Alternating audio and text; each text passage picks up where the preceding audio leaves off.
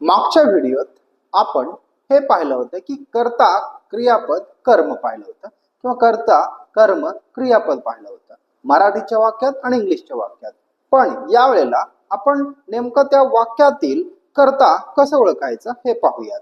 कर्ता ओळखण्यासाठी जास्त काही करावे लागत नाही. दिलेल्या वाक्याला फक्त कोण म्हणजेच इंग्लिशमध्ये हू असा प्रश्न विचारला तर तुम्हाला कर्ता सापडतो. जसं की रमेश शाळेला जातो. कोण जातो शाळेला?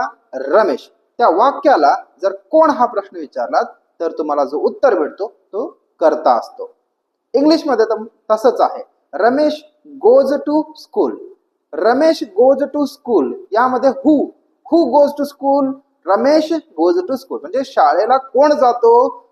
रमेश जातो. म्हणजे कर्ता ही काय आहे? रमेश आहे. कर्ता कोण आहे? रमेश आहे. मग वाक्यात कर्ता ओळखायचा असेल तर प्रश्न काय ओळखायचा? प्रश्न काय विचारायचा की कोण? हू हा प्रश्न विचारायचा. पुढे कर्म आणि क्रियापद ओळखण्यासाठी नेक्स्ट व्हिडिओ नक्की पहा. धन्यवाद.